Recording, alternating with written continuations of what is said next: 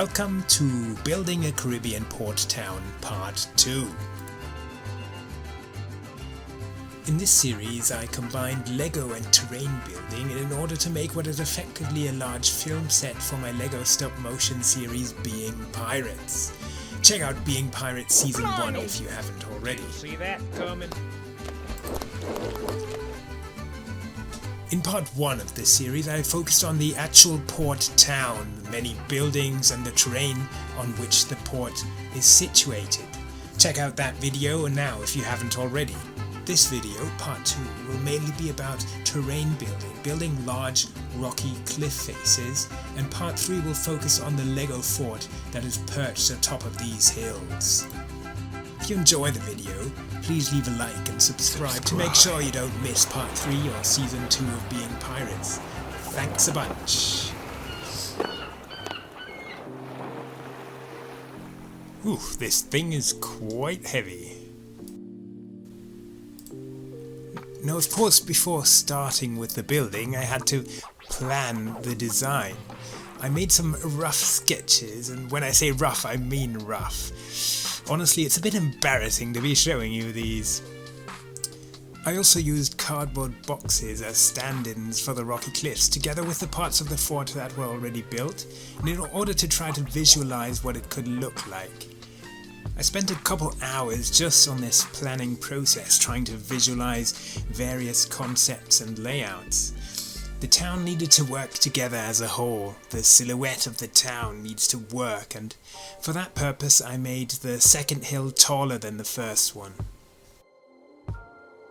To create the volume and the shape of the terrain I used styrofoam, and to give the model stability I glued the styrofoam to a pressboard at the bottom.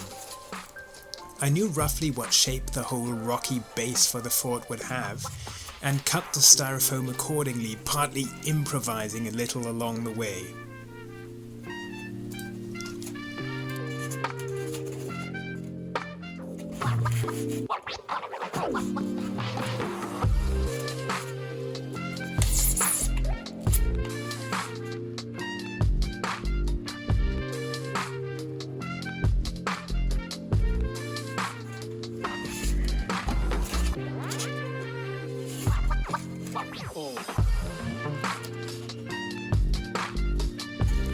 Of course, when working with styrofoam, you're going to end up with a horrible mess.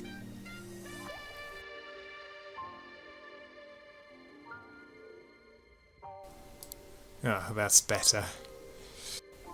As you can see, I've left the top quite flat, which looks a little unrealistic, but I want to build that fort on top of it, and for that I need a flat base. So on to the next step. The styrofoam alone doesn't really look like realistic rocks, and so I needed to create a rocky texture using plaster. Like for the first terrain piece that you can see me build in the first video of this series, I used a cheap way to create this rocky texture. I made molds using 2 to 3 sheets of crumpled aluminium foil. To cover all the rocky areas, of course I needed a lot of cast plaster, quite a bit more than you can see here actually.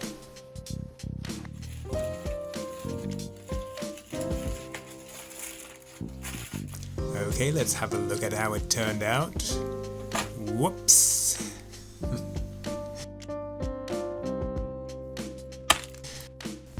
That was totally on purpose, because I need lots of little pieces to glue onto the styrofoam. It's almost a little like a jigsaw puzzle, finding the right pieces that will fit in the right places. The upside here, you can cheat and break pieces into the shapes and sizes you need.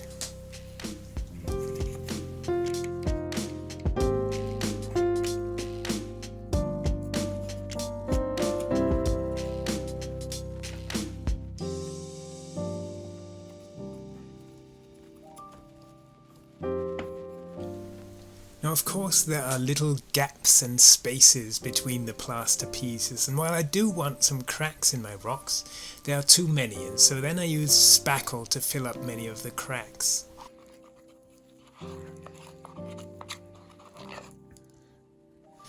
I used my fingers for this. It could probably make sense to use little spatulas or other tools here, but I chose to stick with my fingers.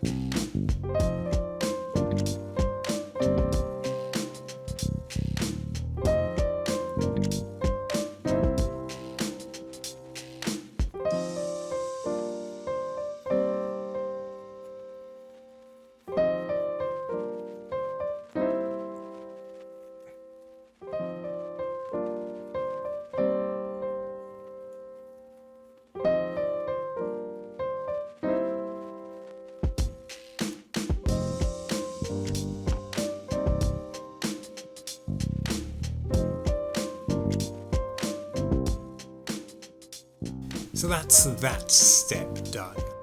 The brown parts you can see here are actually bark pieces that I use in some areas to simulate the rock texture.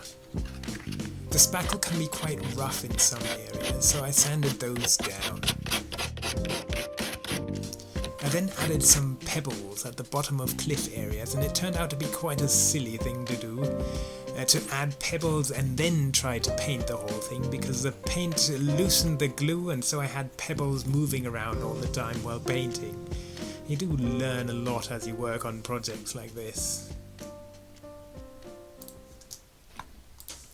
I tend to mix the colours I need using acrylic paints in primary colours. Here I'm mixing a brown for dirt. Of course, you could just use a brown acrylic paint directly out of the tube. I wanted to make the surfaces on the top of the cliffs into mainly grassy areas, so I painted them brown in order to then add the grass on top. I didn't want to have hard edges where the brown meets the rock, so I used two brushes, one with just water, which I applied to the edges, and then one to apply the thick paint, and with the wet brush I could then blend the paint at the edges.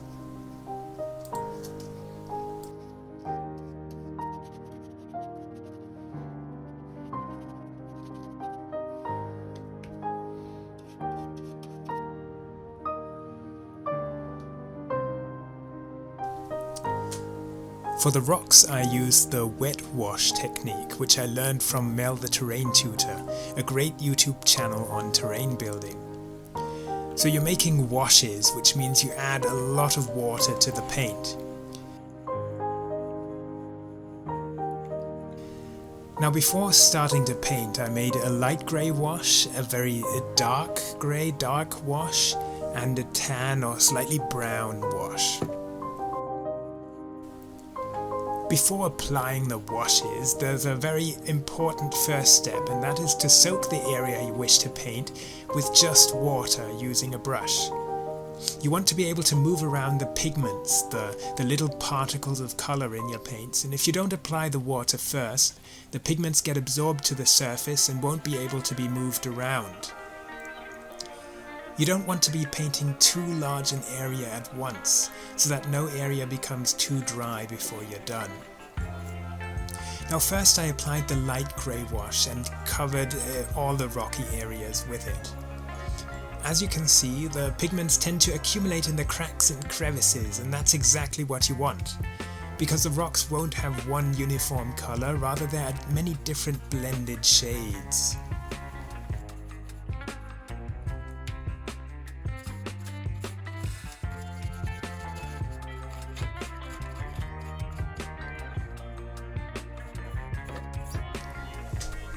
Next I used the brownish tan wash. Rather than applying it to the whole surface like the dark grey one, I only applied this one in some areas. With the second brush, using just water, I softened and blended the edges of some of these areas into the surrounding area.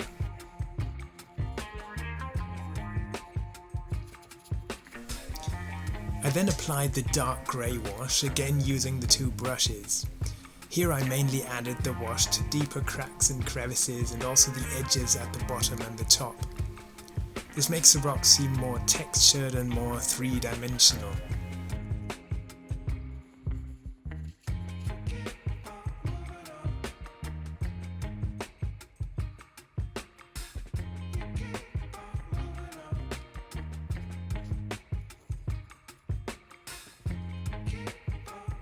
Because the wash is very runny, it'll run along some of the cracks by itself. If it runs along an area you don't want it to, just use the second brush to take away the pigments again or to soften them.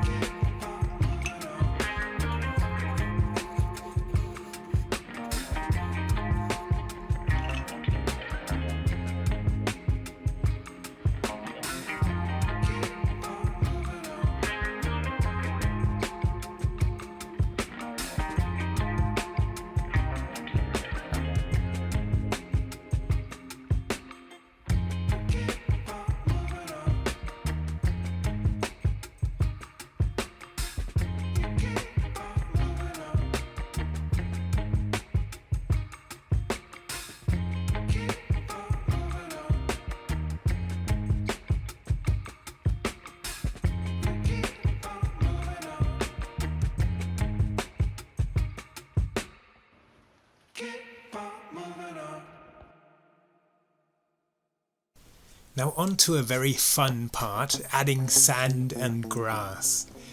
First I applied glue to the whole area I wanted to cover, and then I added some very fine sand to parts of the courtyard of what will be the fort, as well as to the pathways and roads.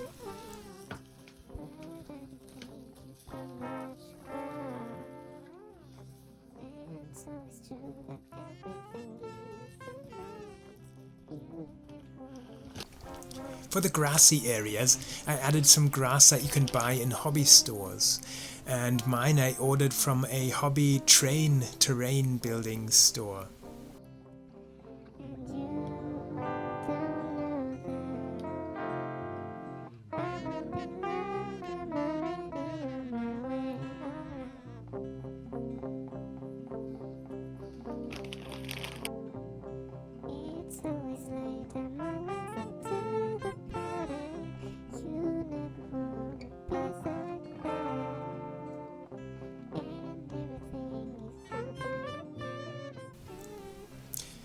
To me, this is my favorite step in the entire process.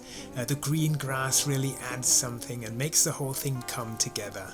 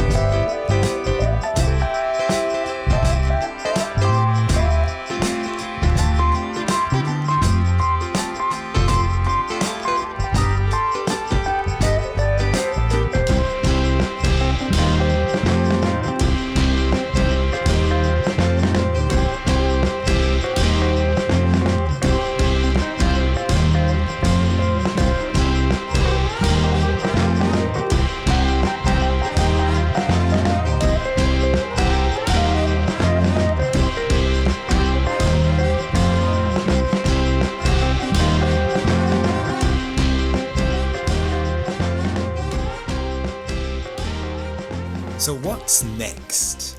In part 3 of this video series, the focus will be on the Lego fort I built.